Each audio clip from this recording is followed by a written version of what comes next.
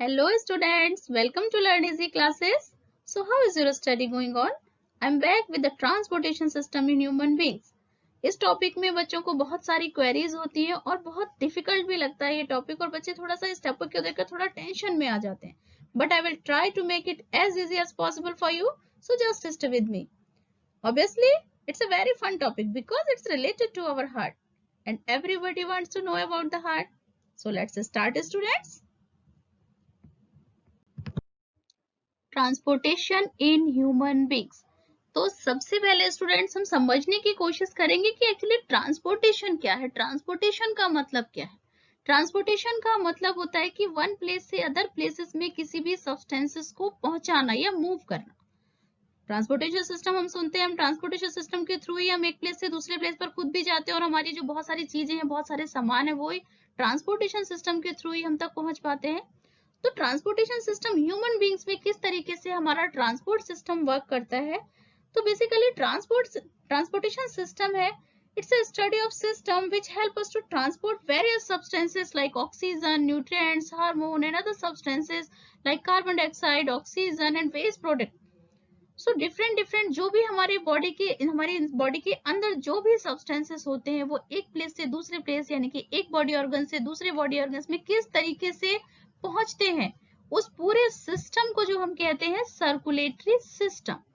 In human transportation of oxygen, nutrients, hormone and other substances of the tissue, carbon dioxide to the lungs and waste products to the kidney is carried out by a well-defined circulatory system. Oxygen की supply हमारी body की हर एक cell में जरूरत होती है because oxidation, क्योंकि food का ऑक्सीडेशन नहीं होगा अगर ऑक्सीजन की सप्लाई नहीं होगी. जो भी हम फूड अपनी बॉडी में एंटर करते हैं, डाइजेशन होता है स्टमक में, इंटेस्टाइन के थ्रू एब्जॉर्प्शन, एसिमिलेशन, ये सारी प्रोसीजर कंप्लीट होती है और उसके बाद जो न्यूट्रिएंट्स है वो हमारी पूरी बॉडी में पहुंचते हैं. But how? हार्मोन्स जो कि केमिकल मैसेंजर होते हैं, केमिकल मैसेंजर जो हमारे बॉडी के अंदर केमिकल रिएक्शंस को इनिशिएट भी करते हैं और बहुत सारे मैसेजेस को इधर से उधर लेकर जाते हैं. हमारे ब्रेन ने जो मैसेज दिया, हमारे हार्ट ने जो मैसेज दिया, जो भी चीजें होती हैं वो हार्मोन्स के थ्रू कंप्लीट होती है. एंड अदर सब्सटेंसेस जो टिश्यू को रिक्वायरमेंट होती है, जो कार्बन डाइऑक्साइड जो कि ऑक्सीडेशन, फूड का जब ऑक्सीडेशन होता है तो कार्बन डाइऑक्साइड का फॉर्मेशन होता है और वो लंग्स तक पहुंचती है. वेस्ट प्रोडक्ट जो रिलीज होता है, जो बहुत सारी हम वेरियस एक्टिविटीज हमारी लाइफ प्रोसेसेस होती है, जो वेस्ट प्रोडक्ट रिलीज होता है वो किडनी तक कैसे पहुंचता है और हमारी बॉडी से किस तरीके से रिमूव होता है.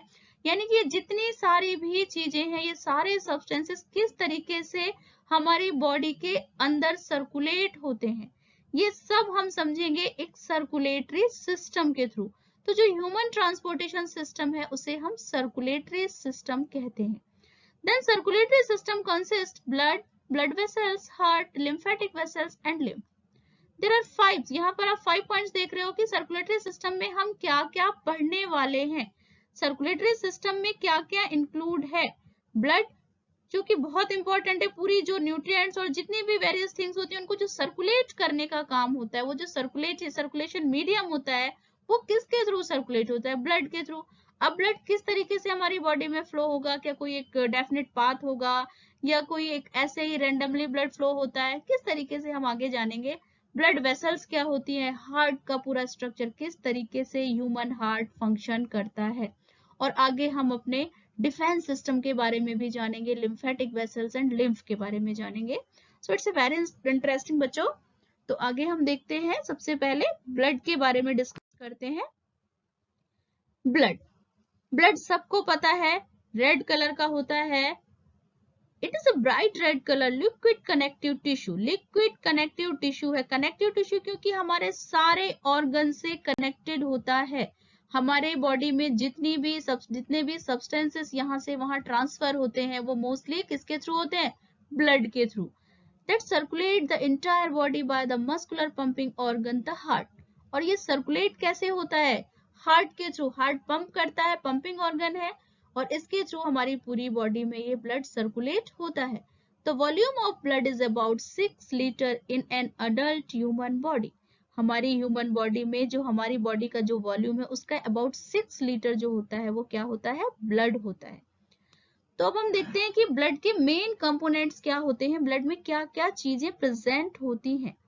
Plasma, there are various things. यहाँ पर हम 4 चीजों को डिस्कस करेंगे. The main component of bloods are plasma, red blood corpuscles which are also called the erythrocytes. erythrocytes जो रेड कलर के जो RBCs होते हैं, रेड ब्लड कार्पसल्स, उन्हें हम erythrocytes भी कहते हैं. व्हाइट ब्लड सेल WBC जो हमारा डिफेंस सिस्टम बनाते हैं, और प्लेटलेट्स. हम इन चारों चीजों के बारे में वन बाय वन डिस्कस करेंगे जो कि हमारे ब्लड में प्रेजेंट होती हैं. क्योंकि हम ब्लड के बारे में जानेंगे, क्योंकि ब्लड ही सर्कुलेटरी मीडियम है जो कि हमारे सर्कुलेशन सिस्टम में काम करता है. तो हम सबसे पहले ब्लड के बारे में जानेंगे. हम वन बाय वन अपने सर्कुलेटरी सिस्टम के जितने भी कंपोनेंट्स थे, blood, blood vessels, lymphatic system, heart, lymph, इनके बारे में हम वन बाय वन डिस्कस करेंगे. तो अब हमने ब्लड के बारे में जाना कि इसमें 4 कंपोनेंट्स प्रेजेंट होते हैं. अब इनको हम वन बाय वन डिस्कस करते हैं बच्चों. Blood corpuscles. ब्लड में जो कार्पसल्स होते हैं, जो पार्टिकल्स होते हैं, वो क्या क्या होते हैं? ब्लड कार्पसल्स कौन कौन से प्रेजेंट होते हैं? Red blood cells. Red blood cell जैसे कि मैंने आपको बताया, जिन्हें कि हम एरिथ्रोसाइट्स भी कहते हैं. Red blood sales consist of haemoglobin, A protein. Red blood sales में हीमोग्लोबिन होती है जो कि एक प्रोटीन का एक टाइप है. और हीमोग्लोबिन क्या काम करता है? ऑक्सीजन को कैरी करने का काम करता है. हीमोग्लोबिन के साथ ऑक्सीजन इजीली बाइंड हो जाती है, और हीमोग्लोबिन में आयरन भी बहुत होता है. और इजीली जब ऑक्सीजन इसके साथ बाइंड हो जाती है, हीमोग्लोबिन के साथ अटैच हो जाती है, और पूरी बॉडी में ये सर्कुलेट होता है blood.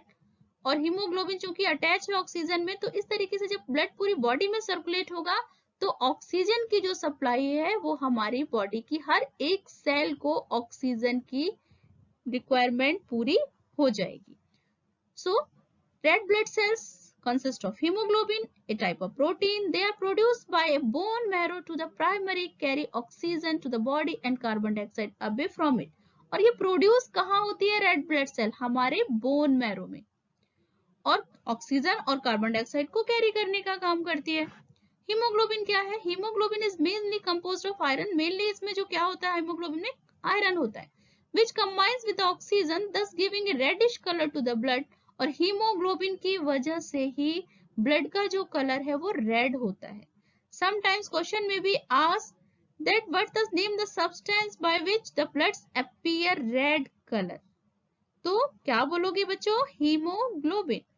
It occupies 40 to 45% of the total volume of blood. Blood के टोटल वॉल्यूम में एटलीस्ट 40 to 45% जो होता है वो हीमोग्लोबिन प्रेजेंट होता है. The primary function of the RBCs is the transportation of nutrients and hormones. जो प्राइमरी फंक्शन है रेड ब्लड सेल्स का, एरिथ्रोसाइट्स का, वो न्यूट्रिएंट्स और हार्मोन्स को कैरी करना या ट्रांसपोर्ट करना थ्रू द ह्यूमन बॉडी. और एक नॉर्मली जो आरबीसी का लाइफ स्पान होता है वो 100 to 120 डेज का होता है. अब हम देखते हैं white blood cell. White blood cell को हम अपना डिफेंस सिस्टम भी कहते हैं, क्योंकि डिफेंस सिस्टम क्या काम करता है? किसी भी फॉरेन जो एजेंट होते हैं, जो कि हमारे दुश्मन जैसे हम कह सकते हैं, उन एनिमीज. तो हमारे एनिमीज कौन है? जर्म्स, बैक्टीरिया, वायरसेस, जो हमें इन्फेक्शन, हमारी बॉडी में इन्फेक्शन क्रिएट करते हैं. तो उनसे जो फाइट करने का काम करते हैं, यानी कि जो हमारे फाइटर है हमारी बॉडी के, वो कौन है? White blood sales. The white blood cells are also called the leukocytes, जिन्हें हम साइंटिफिकली ल्यूकोसाइट्स भी कहते हैं. White blood cells are also called the leukocyte. These cells act as a defense system against any infection in the human body. They produce a special kind of proteins called the antibodies. ये एक special type की proteins बनाते हैं जिसे कि हम antibodies कहते हैं, which identify and fight pathogen invading the human body. Pathogens क्या होते हैं? जो डिजीज कॉजिंग एजेंट्स होते हैं हमारी बॉडी में. वो बैक्टीरिया भी हो सकते हैं, वायरसेस भी हो सकते हैं, प्रोटोजोन्स भी हो सकते हैं, बहुत सारे पैथोजेंस होते हैं जो कि हमारी बॉडी में डिजीज के लिए या इन्फेक्शन जो होता है हमारी बॉडी में उसको क्रिएट करते हैं. तो ये पैथोजेंस होते हैं जो हमारी बॉडी में इन जो इस तरीके से एंटर करते हैं, उनसे फाइट करने का जो काम करते हैं वो ल्यूकोसाइट करते हैं या white blood cells. So that's why white blood cells are also called the defence system. These cells are classified further as granulocyte और agranulocyte. इनको हम दो तरीके से क्लासिफाई करेंगे, granulocyte and agranulocyte. तो बच्चों क्लियर हुआ आपको कि रेड ब्लड सेल का क्या काम होता है और इनका कंपोजिशन क्या होता है, और व्हाइट ब्लड सेल क्या होते हैं और इनका काम क्या होता है. क्लियर हो गया बच्चों? अब हम पढ़ते हैं फंक्शन ऑफ ब्लड। ब्लड का बेसिकली क्या फंक्शन है? तो क्या फंक्शन है? It carries oxygen from lungs to different parts of the body. Oxygen haemoglobin के साथ बाइंड हो गई और हमारे लंग्स से बॉडी के डिफरेंट डिफरेंट पार्ट्स में ऑक्सीजन की सप्लाई हो जाती है। किसके थ्रू होती है? Through blood. It carries carbon dioxide from the body cells to the lungs for breathing out. अब हमारी बॉडी में हर सेल में जो रेस्पिरेशन की प्रोसेस होती है, ऑक्सीडेशन ऑफ फूड होता है, उसके थ्रू क्या बनता है? कार्बन डाइऑक्साइड बनता है। और कार्बन डाइऑक्साइड को जो बॉडी से रिमूव करने का काम होता है वो भी ब्लड के थ्रू ही होता है, क्योंकि ब्लड के थ्रू ही जो कार्बन डाइऑक्साइड है वो हमारे लंग्स तक आती है और लंग्स से वो कार्बन डाइऑक्साइड रिमूव हो जाती है। It carries digested food from the small intestine to all parts of the body. Small intestine में food का क्या होता है?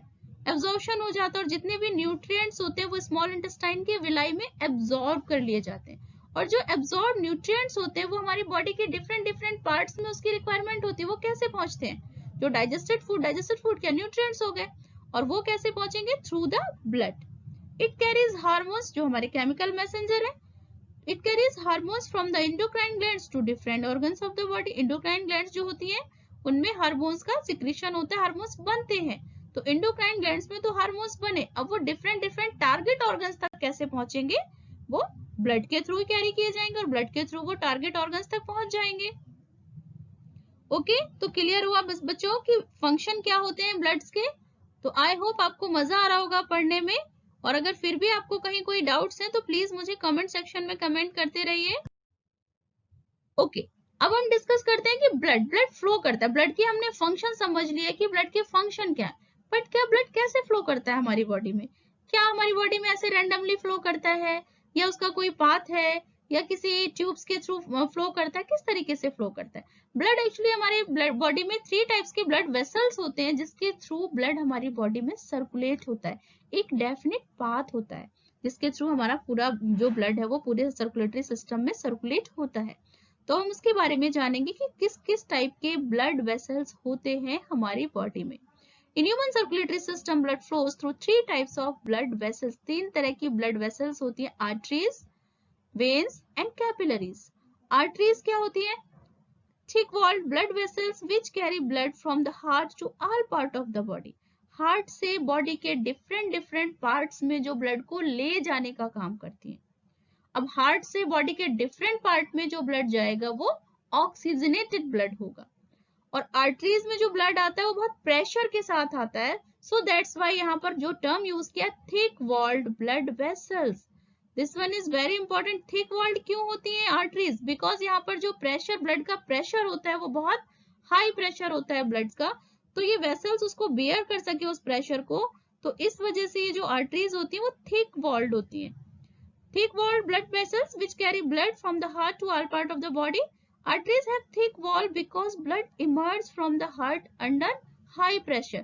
हार्ट से जब बॉडी ऑर्गन्स में ब्लड मूव करता है तो बहुत प्रेशर के साथ ब्लड निकल आता है, तो इसी वजह से जो आर्टरीज होती है वो थिक वॉल्ड होती है।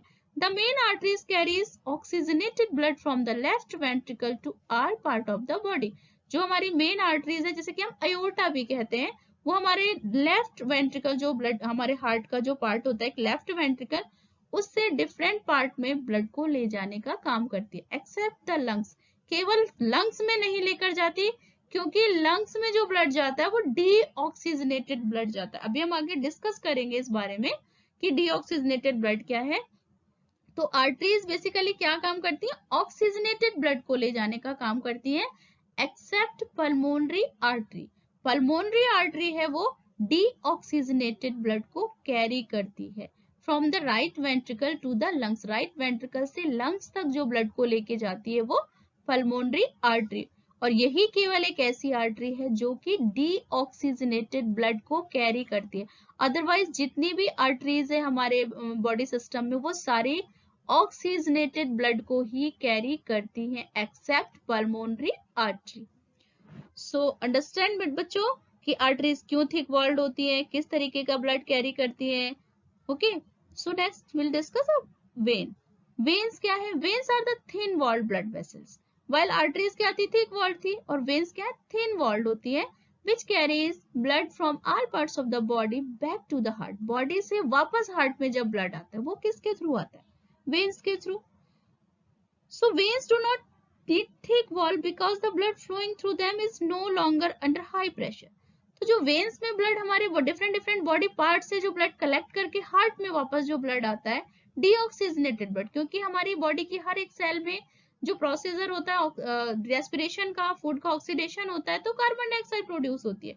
और जो हमारी बॉडी ऑर्गन से ब्लड को कैरी करके वेन्स लेकर आती है, वो किस टाइप का ब्लड होता है? उसमें कार्बन डाइऑक्साइड मिक्स होती है, यानी कि वो डीऑक्सीजनेटेड ब्लड होता है। तो डीऑक्सीजनेटेड ब्लड को हमारे डिफरेंट ऑर्गन से हार्ट में लाने का काम कौन करता है? वेन्स। और वेन्स की जो वॉल्स होती है वो थिन वॉल होती है, क्योंकि उस समय ब्लड में इतना प्रेशर नहीं होता।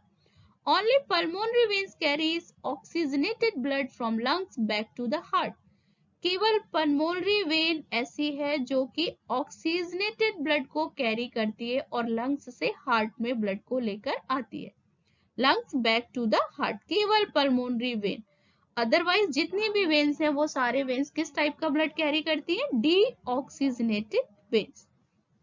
तो क्लियर हो गया बच्चों कि वेन्स किस टाइप का ब्लड कैरी करती है? डीऑक्सीजनेटेड, एक्सेप्ट पल्मोनरी वेन, क्योंकि पल्मोनरी वेन जो है वो ऑक्सीजनेटेड ब्लड कैरी करती है। और आर्टरीज किस तरह से? आर्टरीज ऑक्सीजनेटेड ब्लड कैरी करती है but except pulmonary arteries which carry the deoxygenated blood. तो कैपिलरीज क्या है? आर्टरीज और वेन हमने समझ लिया कि आर्टरीज क्या है और वेन्स क्या है। कैपिलरीज क्या है? Capillaries are the thin-walled and extremely narrow tubes or blood vessels which connect arteries to the vein. बहुत नैरो थिन वेसल्स होती है, ट्यूब लाइक स्ट्रक्चर होती है ये भी, और ये आर्टरीज और वेन को कनेक्ट करने का काम करती है। Look here, this one is the artery, ये रेड कलर आपको जो दिख रहा है, this one is the artery and this is the when. और यहाँ पर जो इनको कनेक्ट कर रही है ये क्या है? Capillary. So capillaries are thin-walled and extremely narrow tubes or blood vessels which connect arteries and to the vein. Arteries और vein को जो connect करने का काम करती है वो क्या है? Capillaries. The exchange of various material like oxygen, food, carbon dioxide between the blood and the body cells take place through the capillaries. तो जो भी various material का जो exchange होता है वो किसके थ्रू होता है? Capillaries के थ्रू होता है। सो क्लियर बच्चों कि ब्लड वेसल्स कितने टाइप की होती है? 3 तरह के, आर्टरीज, वेन एंड कैपिलरीज, और हमने इनका फंक्शन भी देखा। So now will discuss about the plasma. Plasma हमारे ब्लड का ही पार्ट था, ब्लड का ही कंपोनेंट है। हमने ब्लड के कंपोनेंट कौन कौन से पढ़े? प्लाज्मा पढ़ा, ब्लड कार्पसेल्स भी पढ़े। तो अब हम डिस्कस करेंगे, और ब्लड में हमने और क्या पढ़ा था? प्लेटलेट, जैसे कि हम आगे डिस्कस करेंगे। सबसे पहले हम डिस्कस करते हैं प्लाज्मा। प्लाज्मा क्या है? It is the liquid part of the blood including the blood cells.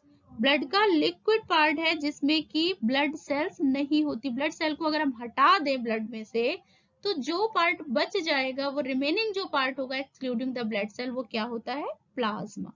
In the plasma fluids RBC, WBC and blood platelets. Plasma में ही डब्ल्यूबीसी, आरबीसी और ब्लड प्लेटलेट जो होती है फ्लोइड करती रहती है। Plasma without fibrinogen is called the serum. और plasma में एक टाइप की प्रोटीन प्रेजेंट होती है जो कि ब्लड क्लॉटिंग में हेल्प करती है, फाइब्रिनोजन प्रोटीन होती है, और जो प्लेटलेट्स की हेल्प से हमारे ब्लड में क्लॉटिंग का काम करती है, जो ब्लड के फ्लो को कंट्रोल करती है। जैसे हमें कोई इंजरी हो जाए तो खून बहने लग जाता है, तो उसके फ्लो को जो क्लॉटिंग का काम करती है वो फाइब्रिनोजन प्रोटीन प्लेटलेट्स की हेल्प से ब्लड क्लॉटिंग को कंप्लीट करती है। तो अगर हम ब्लड प्लाज्मा में से फाइब्रिनोजन को निकाल दें तो plasma is called the serum. Plasma में क्या है? सीरम भी है और फाइब्रिनोजन प्रोटीन भी है। तो अगर मैंने फाइब्रिनोजन निकाल दी तो क्या रह गया? Plasma equal to serum. तो हम प्लाज्मा को सीरम भी बोल सकते हैं। तो क्या फंक्शन है बेसिकली प्लाज्मा के? Let's discuss one by one. One of the plasma's main function is the removal of waste from cellular function that help to produce energy. Cellular function में जो एनर्जी प्रोड्यूस होती है, जो हमारा respiration होता है, cellular function basically हम कह सकते हैं एनर्जी प्रोड्यूस होती है और कार्बन डाइऑक्साइड रिमूव होती है। तो जो रिमूवल होता है, वेस्ट प्रोड्यूस जो होता है उसका रिमूवल होता है, वो प्लाज्मा के थ्रू ही होता है। Plasma accept and transport this waste to other areas of the body. Plasma में ये जितना भी वेस्ट होता है वो इंक्लूड हो जाता है और प्लाज्मा उसको वेरियस पार्ट में, बॉडी के डिफरेंट पार्ट्स में जहां पर वेस्ट हमारा पहुंचना चाहिए वहां पर उसको ट्रांसपोर्ट कर देता है, such as a kidney, liver, excretion के लिए, क्योंकि किडनी में क्या होता है, ब्लड का फिल्ट्रेशन होता है, और बाकी जो हमारे एक्सक्रीशनरी सिस्टम होता है हमारी बॉडी में, जो फीकल वगैरह रिमूव हो जाता है, तो वो भी हमारा प्लाज्मा के थ्रू ही मेंटेन हो जाता है। Plasma also help maintain body temperature. Plasma हमारी बॉडी का जो टेम्परेचर है उसको भी मेंटेन करने का काम करता है by absorbing and releasing heat as needed.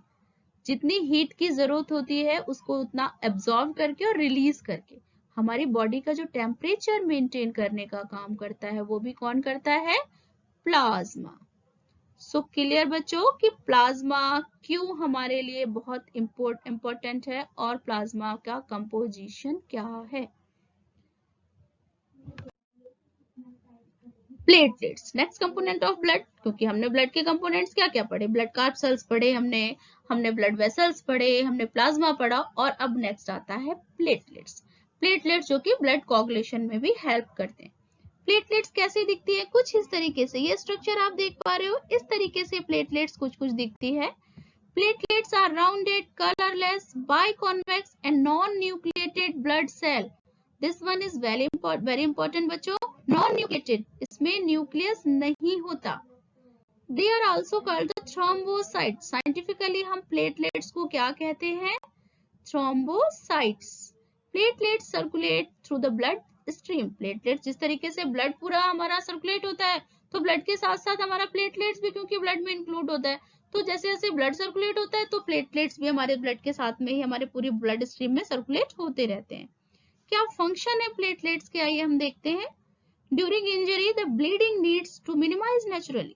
जब भी हमें कोई चोट लग जाती है तो ब्लीडिंग स्टार्ट हो जाती है, तो उसे कम करना होता है, वो थोड़ी देर के बाद अपने आप रुक जाती है, क्लॉटिंग हो जाती है, थक्का सा बन जाता है जो खून का, जिसे हम कहते हैं ब्लड क्लॉटिंग। तो जो ब्लड का लीकेज होता है उसको रोकने का जो काम करती है, ब्लड क्लॉटिंग का जो काम करती है, वो प्लेटलेट्स करती है। Leakage of blood can also reduce the efficiency of the pumping system due to the loss of pressure. अगर ब्लड का लीकेज होगा तो क्या हो जाएगा, हमारा प्रेशर लो हो जाएगा, जो ब्लड का प्रेशर है, जो ब्लड प्रेशर है वो लो हो जाता है, तो इसलिए ब्लड का लीकेज भी बहुत अच्छा नहीं होता हमारे बॉडी सिस्टम के लिए, तो उस लीकेज को रोकना भी बहुत जरूरी है। तो प्लेटलेट्स ये फंक्शन करते हैं कि हमारे ब्लड का जो लीकेज है उसको मिनिमाइज कर देते हैं। Platelet cell are present in the body to plug the leaks and to stop bleeding by clotting the blood at the points of injury. You know, platelets circulate around the body and clot the blood wherever necessary। पूरी body में circulate होते हैं, जहां जिस तरीके से requirement होती है प्लेटलेट्स ब्लड को क्लॉट करने का काम करते हैं। और किसकी हेल्प से करते हैं, फाइब्रिनोजन प्रोटीन जो कि प्लाज्मा में प्रेजेंट थी, उसकी हेल्प से जो ब्लड है वो प्लेटलेट्स ब्लड को क्लॉटिंग करने का काम करते हैं। सो क्लियर हो गया बच्चों, ब्लड के सारे कंपोनेंट्स क्लियर हो गए आपको वन बाय वन। अब हम आते हैं अपने हार्ट पर। इट्स अ वेरी इंटरेस्टिंग, यहाँ पर आप डायग्राम देख पा रहे हो ये हार्ट का, जिस तरीके से ये क्रॉस सेक्शनल डायग्राम है हार्ट का। हमारे हार्ट में जिस तरीके से ये आप मूवमेंट देख रहे हो, ये movement through out the life चलता रहता है। हार्ट की जो कार्डियक मसल्स हैं उनका मूवमेंट कभी भी नहीं रुकता, पूरे लाइफ टाइम ये हार्ट ऐसे ही मूव करता है। यहाँ पर देखो ये दो आपको जो चैम्बर दिख रहे हैं, दीज आर द, यहाँ पर दिख रहे हैं ये दो चैम्बर, ये वेंट्रिकल होते हैं हमारे हार्ट में, बेसिकली 4 चैम्बर होते हैं। ये जो दो ऊपर के, जो ये क्लोज आपको ये दिख रहे हैं, ऊपर के जो दो होते हैं ये ऑरिकल या ऑट्रियम बोलते हैं, और जो नीचे के ये दो चैम्बर आपको दिख रहे हैं, this one and this one, these are the ventricle. यानी कि हमारा जो ये पूरा हार्ट होता है ये 4 चैम्बर्ड होता है।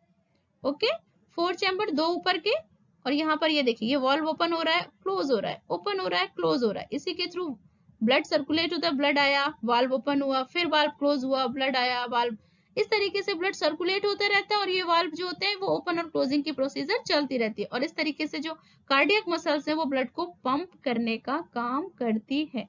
So look here, I hope ये डायग्राम देखकर आपको अपने हार्ट का फंक्शन, किस तरीके से हमारे हार्ट मसल्स में, कार्डियक मसल में मूवमेंट होता है, आप देख सकते हो। Heart is the vital organs of the human body. Heart plays a major role in our body. आपको पता है विदाउट हार्ट तो हम नहीं चल सकते। हाँ, हमारा एक हाथ नहीं होगा तो हम जी सकते हैं, एक आंख नहीं होगी हम तब भी जी सकते हैं, बट हार्ट नहीं होगा तो हम नहीं जी सकते। The heart is responsible for major function and transportation in our body, क्योंकि हार्ट का मेन फंक्शन क्या होता है? ब्लड को पंप करना। पूरी बॉडी में जो ब्लड सर्कुलेट होता है, पूरी बॉडी में जो ब्लड को पंप करने का काम करता है वो हार्ट करता है। अब जब पूरी बॉडी में अगर हार्ट ही नहीं होगा तो ब्लड सर्कुलेट कैसे होगा? और जब ब्लड सर्कुलेट नहीं होगा तो सारी बॉडी को जो ऑक्सीजन की नीड है, जो न्यूट्रिएंट्स की नीड है, वो भी फुलफिल नहीं होगी, और फाइनली क्या होगा? बॉडी क्या हो जाएगी? खत्म हो जाएगी। तो हार्ट इसलिए हमारी बॉडी का बहुत बहुत बहुत इंपॉर्टेंट ऑर्गन है और बहुत इंटरेस्टिंग भी है। तो आपको इसको पढ़ने में आई होप कि बहुत मजा आएगा। So just stay with me. The heart is an organ that pumps blood throughout the body. Human circulatory system is responsible for the transport of material inside the human body. हमारे जो circulatory system है वो उसमें क्या होता है? जो हमारी बॉडी के अंदर जो भी सब्सटेंसेस होते हैं, जो भी मटेरियल होता है, उसको ट्रांसपोर्ट करने की जरूरत होती है। अब भाई हमने डाइजेशन हुआ, स्टोमक में खाना बना, स्टोमक के बाद क्या कहते हैं? डाइजेस्ट हुआ, स्टोमक के बाद इंटेस्टाइन में गया, इंटेस्टाइन ने उसको वहां पर एब्जॉर्प्शन और एसिमिलेशन की जो प्रोसेस है। अब न्यूट्रिएंट्स कैसे जाएंगे? पूरी बॉडी को कैसे सप्लाई मिलेगी? पूरी बॉडी को ऑक्सीजन की सप्लाई कैसे मिलेगी? जो भी वेस्ट प्रोडक्ट हमारी बॉडी में रिलीज होते हैं वो कैसे बॉडी से रिमूव होंगे? उन सब के लिए ट्रांसपोर्टेशन सिस्टम की जरूरत पड़ेगी। और जो हमारा सर्कुलेटरी सिस्टम होता है वो ये इस पूरे फंक्शन को परफॉर्म करता है। So circulatory system is responsible for the transport of material inside the human body. The organs of the circulatory system are heart, arteries, veins and capillaries. जो हमारे circulatory system के जो main basically organs हैं, heart, arteries, veins and capillaries. Arteries, veins और capillaries के बारे में हम अभी पढ़ चुके हैं। अब हम डिस्कस करेंगे हार्ट के बारे में। तो heart you know, heart comprises of 4 chambers, 2 auricle और atrium and 2 ventricle. आगे अभी हम और डिस्कस करते हैं हार्ट के बारे में। Structure of heart. हार्ट का स्ट्रक्चर अब तक आपको समझ आ गया होगा कि हमारे हार्ट में कितने चैम्बर होते हैं? 2 चैम्बर होते हैं, the atrium, auricle and the ventricle. Auricle का क्या काम होता है? 2 सुपीरियर, ऊपर के जो 2 सुपीरियर चैम्बर अभी मैंने आपको दिखाया, राइट एंड लेफ्ट ऑट्रियम होते हैं। 2 चैम्बर होते हैं, तो one is the right and one is the left. The atrium are separated by a portion called the interatrial septum. अब जो 2 ऑट्रियम है, 2 चैम्बर है, तो वो दोनों अगर मिक्स सेपरेट नहीं होंगे, सेप्टम नहीं होगा, बीच में कोई वॉल नहीं होगी, सेप्टम सेपरेशन नहीं होगा, तो क्या होगा? ब्लड मिक्स हो जाएगा दोनों ऑट्रियम में। चैम्बर अगर ओपन होंगे तो क्या होगा? ब्लड मिक्स होगा। इसीलिए इन दोनों राइट और लेफ्ट ऑट्रियम के बीच में एक पार्टीशन होता है and this is called the inter atrial septum. उसे हम क्या कहते हैं? Inter atrial septum. The sinoatrial node, SAN भी हम जिसे बोलते हैं, और the pacemaker is located in the upper wall of the atrium. Atrium की जो अपर वॉल होती है वहां पर साइनोआर्ट्रियल नोड या SAN भी प्रेजेंट होता है। वेंट्रिकल, जो नीचे के 2 चैम्बर थे वो भी लेफ्ट और राइट, एक लेफ्ट वेंट्रिकल और दूसरा right ventricle. They are separated from each other by an inner ventricle septum. जो नीचे के दोनों वेंट्रिकल थे वो भी सेपरेट होते हैं, उनमें भी एक पार्टीशन होता है, और पार्टीशन को हम क्या बोलेंगे? Inter ventricle septum. ऊपर में जो ऑरिकल के बीच में हमें जो पार्टीशन दिख रहा था वो क्या था? Inter atrial septum. और नीचे में जो वेंट्रिकल के बीच में, दोनों वेंट्रिकल के बीच में जो पार्टीशन है, this is called the inter ventricular septum.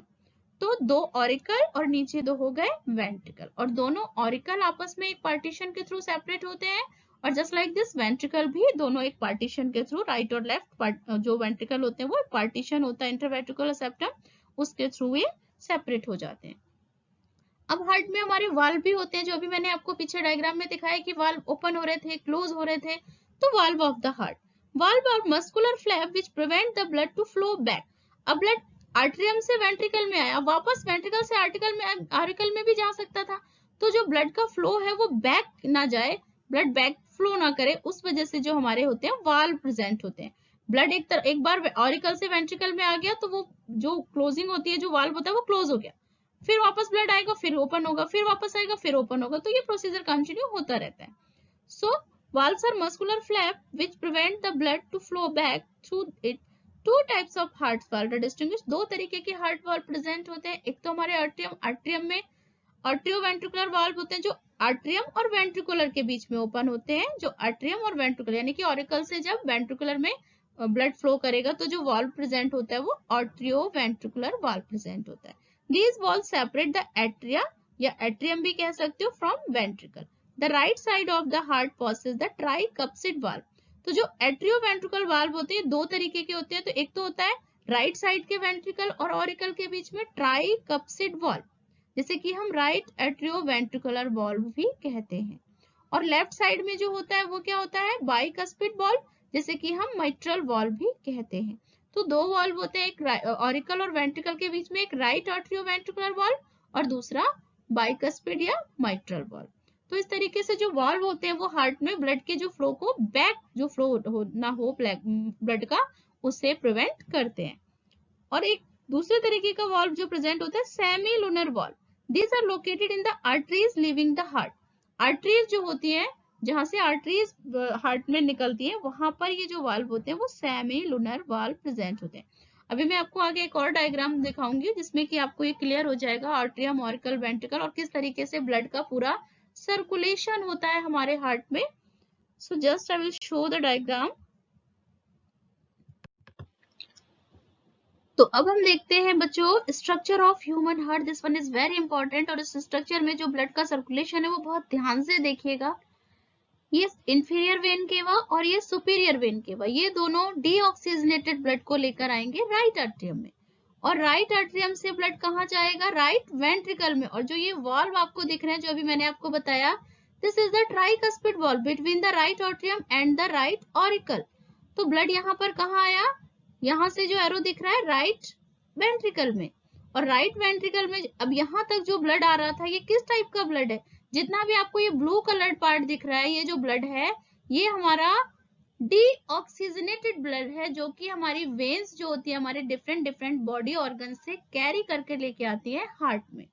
तो सुपीरियर वेन केवा जो बॉडी के अपर पार्ट से ब्लड को कैरी करके लाई, और इंफीरियर वेन केवा जो कि हमारे बॉडी के लोअर पार्ट से ब्लड को, डीऑक्सीजनेटेड ब्लड, यहाँ पर टर्म बहुत ध्यान से देखने हैं, डीऑक्सीजनेटेड रेड ब्लड सेल्स और वेरियस पार्ट से जो भी ब्लड हमारा कलेक्ट हो वो कहाँ आया, राइट एट्रियम में। और राइट एट्रियम से थ्रू ट्राइकस्पिड जो वाल्व होते थे, राइट एट्रियम वेंट्रिकुलर जो वाल्व है, यहाँ से कहाँ पर आया, राइट वेंट्रिकल। अब राइट वेंट्रिकल के थ्रू पल्मोनरी आर्टरी के थ्रू, ये देखिए पल्मोनरी आर्टरी के थ्रू ये चला जाएगा लंग्स में। अब लंग्स में जाने के बाद जो ब्लड है वापस लंग्स में क्या होगा, प्यूरिफाई होगा, लंग्स में ब्लड का प्यूरिफिकेशन होगा, गैसियस एक्सचेंज होगा, और वापस पल्मोनरी वेन के थ्रू ब्लड एंटर करेगा। एरो बहुत ध्यान से देखिएगा।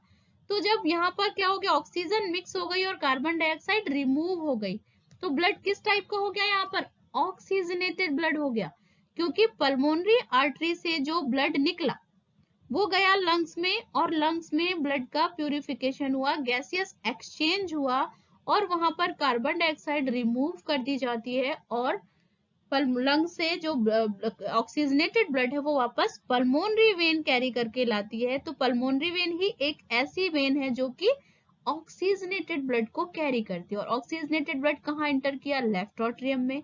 और फिर ये बाइकस्पिड वाल्व था जो कि लेफ्ट एट्रियम और लेफ्ट वेंट्रिकल के बीच में है, ये ओपन हुआ और ब्लड कहाँ एंटर किया, लेफ्ट वेंट्रिकल में, और लेफ्ट वेंट्रिकल के बाद ब्लड कहाँ जाएगा, एओर्टिक। ये वाल्व जो होते हैं ये एओर्टिक वाल्व होते हैं, यहाँ पर गया। और ये आयोटा जो कि लार्जेस्ट आर्टरी होती है, आयोटा लेफ्ट वेंट्रिकल से प्योर हार्ट या ऑक्सीजनेटेड ब्लड को लेकर डिफरेंट ऑर्गन्स में चली जाती है, और डिफरेंट ऑर्गन्स में जो ऑक्सीजन की सप्लाई है उसे कंप्लीट करती है।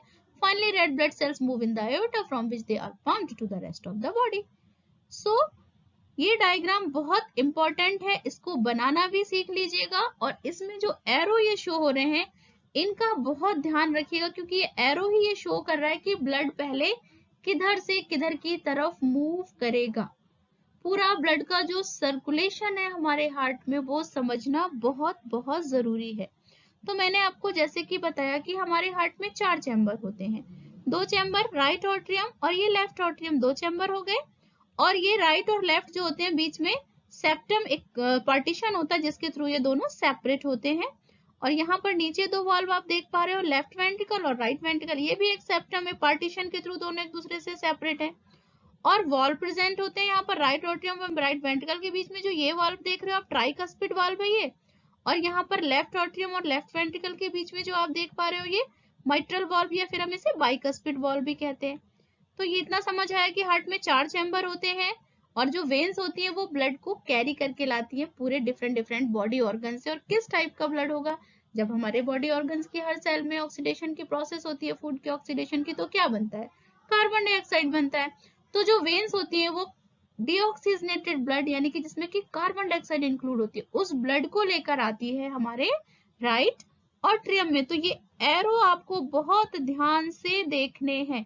ये अपर पोर्शन से ब्लड आया राइट आर्टरियम में और ये लोअर पोर्शन से, और ये थ्रू द ट्राइकस्पिड वाल्व कहाँ पहुंचा? राइट वेंट्रिकल में, और राइट वेंट्रिकल के बाद कहाँ गया? पल्मोनरी आर्टरी में। अब यहाँ तक ब्लड क्या था? डीऑक्सीजनेटेड था। अब पल्मोनरी आर्टरी के बाद निकलकर ब्लड कहाँ जाएगा? लंग्स में जाती है पल्मोनरी आर्टरी। आगे मैं भी आपको दिखाऊंगी। अब पल्मोनरी आर्टरी लंग्स में गई और लंग्स में गैसियस एक्सचेंज हो जाता है और वहां से वापस जो ऑक्सीजनेटेड ब्लड है वो पल्मोनरी वेन लेकर आती है।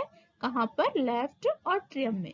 और लेफ्ट आर्टरियम से थ्रू माइट्रल वाल्व या जिसे हम बाइकस्पिड वाल्व बोल रहे थे, कहाँ आया? लेफ्ट वेंट्रिकल में। और फिर आयोटिक वाल्व जो ये प्रेजेंट है यहाँ पर, जो ये आपको वाल्व दिख रहे हैं, इसके थ्रू ये लार्जेस्ट आर्टरी जो अयोटा जिसे कि हम कहते हैं, लार्जेस्ट आर्टरी डिवाइड हो जाती है और डिफरेंट डिफरेंट बॉडी ऑर्गन्स में ऑक्सीजन की सप्लाई जो है वो कंप्लीट हो जाती है। सो आई होप कि आपको ब्लड यहाँ पर ह्यूमन हार्ट का स्ट्रक्चर समझ आ गया होगा कि हमारे कौन कौन से पार्ट होते हैं हार्ट में, कौन कौन सी हमारी आर्टरीज और वेन्स होती हैं, उनका क्या फंक्शन होता है। तो आर्टरीज का फंक्शन समझ में आया कि डीऑक्सीजनेटेड ब्लड कैरी करती है, एक्सेप्ट पल्मोनरी आर्टरी, क्योंकि पल्मोनरी आर्टरी, यहाँ ध्यान से देखिए, अभी तक ब्लड का प्योरिफिकेशन नहीं हुआ। तो पल्मोनरी आर्टरी ही एक ऐसी आर्टरी है जो कि डीऑक्सीजनेटेड ब्लड कैरी कर रही थी। अब उसके बाद हम देखेंगे कि जो वेन्स है, वेन्स तो हमारी सब डीऑक्सीजनेटेड ब्लड लेकर आई है, बट पल्मोनरी वेन, क्योंकि लंग्स में क्या हुआ? गैसियस एक्सचेंज कंप्लीट हो गया तो ऑक्सीजनेटेड ब्लड हो गया। तो पल्मोनरी वेन ही केवल ऐसी वेन है जो कि ऑक्सीजनेटेड ब्लड को कैरी करती है। सो आई होप कि आपको इसका हार्ट का स्ट्रक्चर और हमारे हार्ट में जो ब्लड का सर्कुलेशन होता है, फ्लो ऑफ ब्लड, वो क्लियर हो गया होगा बच्चों। और फिर भी मैं आपको बोलूंगी, अगर आपको अभी भी कोई डाउट है, कुछ भी समझ में नहीं आया है, तो आप प्लीज मुझे कमेंट सेक्शन में कमेंट करके बताइए, सो दैट कि मैं आपकी प्रॉब्लम्स को सॉर्ट आउट कर सकूं।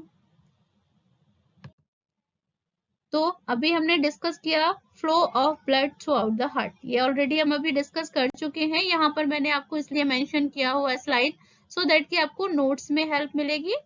एक बार इसको भी समझ लीजिएगा। जो भी अभी हमने आपको प्रीवियस स्लाइड में मैंने आपको डिस्कस किया, वो मैंने यहाँ पर आपको नोट्स के फॉर्म में दिया हुआ है कि किस तरीके से जो ब्लड हमारा हार्ट में किस तरीके से ब्लड आता है, कौन ब्लड को लेकर आता है। वेन्स ब्लड को लेकर आती है, डीऑक्सीजनेटेड ब्लड को लेकर आती है, पहले राइट आर्टरियम में, फिर उसके बाद पहले राइट आर्टरियम, देन फिर राइट वेंट्रिकल, और उसके बाद फिर पल्मोनरी आर्टरी के थ्रू लंग्स में चला जाता है, फिर पल्मोनरी वेन्स के थ्रू ऑक्सीजनेटेड ब्लड कहाँ आता है? लेफ्ट आर्टरियम में, फिर लेफ्ट वेंट्रिकल में, और फिर थ्रू आयोटा वो पूरी बॉडी में सप्लाई हो जाता है। तो इसको एक बार आपको नोट्स के लिए मैंने यहाँ मेंशन किया हुआ है, सो प्लीज। अब हमारे जो ह्यूमन में है वो डबल सर्कुलेशन होता है ब्लड का। किस तरीके से, हम इसे क्यों डबल सर्कुलेशन कहते हैं? जो हमारा सर्कुलेटरी सिस्टम है उसे हम डबल सर्कुलेटरी सिस्टम भी कहते हैं।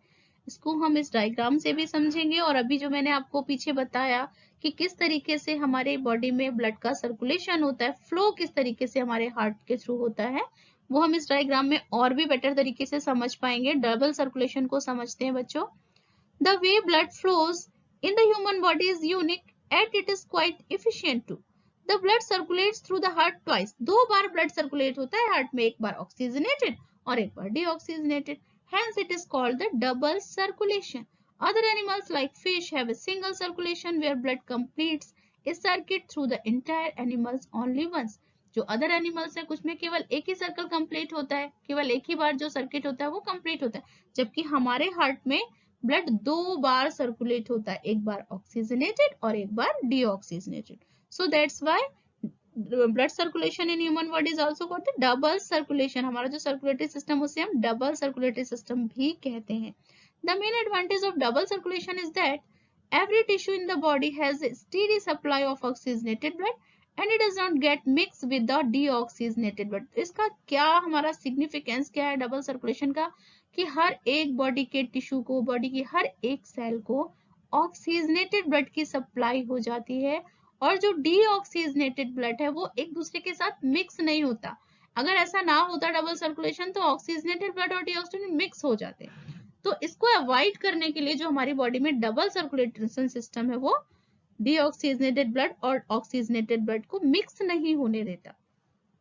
इसको हम इस डायग्राम से एक बार और समझेंगे। अभी मैंने जैसे कि आपको पीछे डायग्राम में बताया, हार्ट का जब स्ट्रक्चर हमने डिस्कस किया था, ये हमारी पूरी ह्यूमन बॉडी। अब इस डायग्राम को अगर आपने बहुत अच्छे से समझ लिया तो बहुत अच्छे से आपको पूरा ब्लड का सर्कुलेशन क्लियर हो जाएगा, उसमें कोई भी आपको डाउट शायद नहीं रह जाएंगे। बट बहुत ध्यान से समझिएगा, ये हमारी पूरी ह्यूमन बॉडी कैपिलरीज हैं जो कि आर्टरीज और वेन को कनेक्ट करने का काम करती हैं। अभी मैंने आपको जैसे डिस्कस किया था जब हम आर्टरीज, कैपिलरीज और वेन के बारे में डिस्कस कर रहे थे। तो कैपिलरीज क्या है? Capillaries bed of all body tissues where gaseous exchange. Gaseous exchange कहाँ होता है? कैपिलरीज में होता है। और जो कैपिलरीज होती है वो वेन्स और आर्टरीज को बीच में जो इंटरलिंक्ड होता है, जोड़ने का जो काम करती है, वो कैपिलरीज करती है। तो ये हमारी ह्यूमन बॉडी, हमारी बॉडी में हर बॉडी की सेल में रेस्पिरेशन की प्रोसेस हुई, फूड का ऑक्सीडेशन हुआ, और ऑक्सीडेशन के थ्रू जो कार्बन डाइऑक्साइड का फॉर्मेशन होता है। फूड के ऑक्सीडेशन में क्या होता है? ऑक्सीजन की रिक्वायरमेंट होती है और ऑक्सीजन की हेल्प से कार्बन डाइऑक्साइड प्रोड्यूस होती है और एनर्जी प्रोड्यूस होती है। अब जो कार्बन डाइऑक्साइड प्रोड्यूस हुई यानी कि deoxygenated blood, oxygen poor and carbon dioxide rich blood, इसे हम ऐसे भी कह सकते हैं कि ऑक्सीजन पुअर है और इसमें कार्बन डाइऑक्साइड रिच है, या फिर हम इसे एक टर्म देते हैं डीऑक्सीजनेटेड ब्लड। तो यहाँ से हमारे बॉडी से पूरा डीऑक्सीजनेटेड ब्लड कैरी करती हैं जो हमारी सिस्टमैटिक वेन सिस्टम है हमारी, वो लेकर आती है। और कहाँ लेकर आई? जो वेन केवा, जो लार्जेस्ट वेन है हमारी बॉडी में, अपर पार्ट से देखिए, यहाँ पर अपर पार्ट से भी ब्लड आया, और यहाँ पर इस तरीके से, यहाँ पर हमारे बॉडी का जो यहाँ पर इस तरीके से आप देख पा रहे हो, तो लोअर पार्ट और अपर पार्ट दोनों यहाँ से ब्लड आया, अपर पार्ट से और यहाँ पर ऐसे। तो इस तरीके से जो वेन केवा लार्जेस्ट वेन है, ये छोटे छोटे वेन्स हैं, और फिर ये सारी कलेक्ट कहाँ हो गई? एक सिंगल ये वेन आपको दिख रही है लार्जेस्ट वेन केवा, जिसे कि हम वेन केवा कहते हैं, और ये ब्लड को लेकर आती है हमारे राइट ऑट्रियम में। यहाँ पर राइट ऑट्रियम में ब्लड आया, फिर ये बाइकस्पिड वाल्व थे यहाँ पर, सॉरी ये ट्राइकस्पिड वाल्व था, और कहाँ पर गया ब्लड? राइट वेंट्रिकल में। और राइट वेंट्रिकल में through pulmonary artery, pulmonary artery के थ्रू ये कहाँ गया ब्लड? हमारे लंग्स में, और लंग्स में एल्वियोलाई होते हैं। आपने जब रेस्पिरेशन पढ़ा है तो रेस्पिरेशन में पढ़ा होगा, अगर आपने नहीं देखा है तो प्लीज मेरा प्रीवियस लेक्चर देख लीजिएगा, लिंक मैंने आपको डिस्क्रिप्शन बॉक्स में दिया हुआ है। तो यहाँ पर लंग्स में क्या होता है? गैसियस एक्सचेंज होता है जो कि एल्वियोलाई में होता है। गैसियस एक्सचेंज में क्या हुआ? जो भी डीऑक्सीजनेटेड ब्लड था, जो भी कार्बन डाइऑक्साइड थी जो कि हमारी वेन्स लेकर आई थी, वो कार्बन डाइऑक्साइड एल्वियोलाई के थ्रू हमारी बॉडी से रिमूव हो जाएगी, और जो ऑक्सीजन हमने थ्रू ब्रीदिंग, जो हमने ऑक्सीजन एंटर की थी हमारी बॉडी में, जो ऑक्सीजन आई थी, वो यहाँ पर मिक्स हो गई ब्लड में। तो अब हमारा जो ब्लड हो गया वो कैसा हो गया? ऑक्सीजनेटेड। तो capillaries bed of lungs where gaseous exchange occur, और गैसियस एक्सचेंज कहाँ होता है? एल्वियोलाई में। लंग्स मत बोल दीजिएगा, लंग्स तो एक ऑर्गन है, और लंग्स में भी स्पेशली अगर आपको ऑप्शन दिया हो एल्वियोलाई, तो प्लीज एल्वियोलाई को चेक करिएगा, बिकॉज जो गैसियस एक्सचेंज है वो हमारा एल्वियोलाई में ही कंप्लीट होता है। तो गैसियस एक्सचेंज के थ्रू जो हमारा ब्लड हो गया, ब्लड बिकम ऑक्सीजनेटेड। अब ऑक्सीजनेटेड ब्लड को पल्मोनरी वेन लेकर आती है, जो कि केवल एक ऐसी वेन है जो कि ऑक्सीजनेटेड ब्लड को कैरी करती है, जबकि यहाँ पर जितनी भी आप ये पूरा वेन सिस्टम देख रहे थे, ये सारा डीऑक्सीजनेटेड ब्लड ही कैरी कर रही थी। तो यहाँ पर pulmonary vein oxygenated blood carry करके लाई लेफ्ट ऑट्रियम में, और फिर ये बाइकस्पिड वाल्व के थ्रू कहाँ आया? लेफ्ट वेंट्रिकल में, और लेफ्ट वेंट्रिकल के बाद ये फिर यहाँ पर आयोटा के थ्रू, ये आयोटा और ये फिर डिफरेंट डिफरेंट ब्रांच में ये डिवाइड हो जाती है। ऑक्सीजन रिच ब्लड है यहाँ पर, या फिर हम इसे कह सकते हैं ऑक्सीजनेटेड, या फिर CO2 पुअर ब्लड कह सकते हैं, ऑक्सीजन रिच ब्लड कह सकते हैं, या ऑक्सीजनेटेड। तो इस तरीके से ये ब्लड वापस हमारी बॉडी में सारे सेल को हमारे ऑक्सीजन की सप्लाई मिल गई। फिर से वही प्रोसेस रेस्पिरेशन, फूड का ऑक्सीडेशन हुआ और फिर से ऑक्सीजन रिलीज हुई, और इस तरीके से ये जो प्रोसीजर है, ये पूरा सर्कल है, ये कंप्लीट होता रहता है। तो एक बार डीऑक्सीजनेटेड और दूसरी बार ये ऑक्सीजनेटेड। तो दैट्स वाई जो हमारा सर्किल है जो पूरा ये ब्लड सर्कुलेशन का, ये 2 पार्ट्स में कंप्लीट होता है, 2 बार ये सर्किट कंप्लीट होता है। तो इसी वजह से जो हमारा सर्कुलेशन है ह्यूमन बॉडी में, उसे हम डबल सर्कुलेटरी सिस्टम भी कहते हैं। तो बच्चों अभी आपको हार्ट का स्ट्रक्चर क्लियर हो गया और किस तरीके से हमारे हार्ट में किस तरीके से डिफरेंट डिफरेंट बॉडी पार्ट से ब्लड आता है, ब्लड कैसे उसे पंप करता है, क्या प्रोसीजर होता है हार्ट में, हमारे बॉडी में पूरा ब्लड फ्लो का क्या प्रोसीजर है, क्या पाथ होता है, किस तरीके से क्या पाथवे है ब्लड सर्कुलेशन का, वो सब कुछ क्लियर हो गया होगा। और बहुत ही इंटरेस्टिंग तरीके से यहाँ पर अगर आप डायग्राम को, बस डायग्राम समझ में आ जाए तो आपको समझने में, लिखने में भी कोई दिक्कत नहीं होती, क्योंकि अगर डायग्राम में कहीं भी आपने यहाँ पल्मोनरी आर्टरीज की जगह पल्मोनरी वेन लिख दिया तो सब गड़बड़, क्योंकि पल्मोनरी आर्टरीज तो डीऑक्सीजनेटेड ब्लड लेकर आती है, और पल्मोनरी यहाँ पर जो नेमिंग है पल्मोनरी, ये बिल्कुल सही होनी चाहिए, क्योंकि अगर आपने ये कहीं भी, अगर आपको स्ट्रक्चर ड्रॉ करने के लिए आया और आपने ये नेमिंग गलत कर दी तो सब कुछ गलत। तो यहाँ पर ये जरूर ध्यान रखिएगा। तो आपको जब ये क्लियर होगा कि भाई कहाँ से ब्लड आया, कौन लेकर जाएगा, कौन क्या करेगा, सबका अलग अलग काम है, तो बस वो याद कर लीजिए कि किसका किसका क्या काम है, कौन किस तरीके से रोल, कौन सा रोल करेगा, तो आपको ये पूरा सर्कुलेटरी सिस्टम समझ आ जाएगा। तो मजेदार था ये टॉपिक, समझ आया बच्चों? अब हम आगे देखते हैं। Schematic diagram to show blood circulation in human body. अभी मैंने आपको डायग्राम दिखाया, जो पूरा स्ट्रक्चर दिखाया, और हम उसको एक स्कीमेटिक डायग्राम से भी समझ सकते हैं। कभी कभी एग्जाम में आ जाता है कि स्कीमेटिक डायग्राम के थ्रू ही आप शो करिए कि किस तरीके से ह्यूमन बॉडी में ब्लड का सर्कुलेशन होता है। तो स्कीमेटिक डायग्राम के थ्रू जब हम शो करेंगे तो यहाँ से देखिए हमारे बॉडी ऑर्गन्स, वही जो मैंने आपको बताया, मेन वेन की वो ब्लड लेकर आएगी कहाँ, राइट ऑट्रियम, और फिर ये जो ट्राइकस्पिड वाल्व थे फिर राइट वेंट्रिकल, और राइट वेंट्रिकल से पल्मोनरी आर्टरी कहाँ लेकर जाएगी, लंग्स में। लंग्स में क्या होगा, क्या होगा लंग्स में, यस, ब्लड का प्यूरिफिकेशन, गैसियस एक्सचेंज, और यहाँ पर ऑक्सीजन मिक्स हो जाएगी और पल्मोनरी वेन आएगी ऑक्सीजनेटेड ब्लड लेकर कहाँ पर, लेफ्ट ऑट्रियम। फिर ये बाइकस्पिड वाल्व था और लेफ्ट वेंट्रिकल में आई, और जो मेन आर्टरी है वो लेकर फिर बॉडी ऑर्गन्स में चली जाएगी। तो ये स्कीमेटिक डायग्राम है जिससे कि आप शो कर सकते हो बहुत इजीली तरीके से कि ह्यूमन बॉडी में ब्लड का सर्कुलेशन कैसे होता है। एक बार केवल आपको ये पाथ समझना है और बाकी ये सब कुछ खुद ब खुद बन जाएगा, इसको आपको कोई रटने की जरूरत नहीं है। अगर आप पाथवे समझ में आ गए, ब्लड के फ्लो का पूरा आपको सर्किट समझ में आ जाएगा, तो ये सब कुछ समझ में आ जाएगा।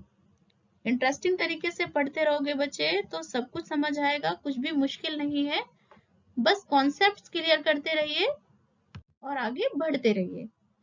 अब हम समझते हैं हार्ट बीट क्या है। सबको पता है धक धक धक धक, हाँ देखो हार्ट रेट क्या है, पल्स क्या है। हम इसको हम थोड़ा सा साइंटिफिक लैंग्वेज में समझते हैं। हार्ट बीट तो सबको पता है, हार्ट बीट जब हम डर जाते हैं तो हार्ट बीट बढ़ जाती है, खुश होते हैं तो भी हार्ट बीट बढ़ती है, सबको पता है। बट साइंटिफिकली हम इसको कैसे समझेंगे हार्ट बीट को, हार्ट बीट एक्चुअली क्या है, तो थोड़ा सा हम साइंटिफिक मैनर में समझ लेते हैं इन टर्म्स को।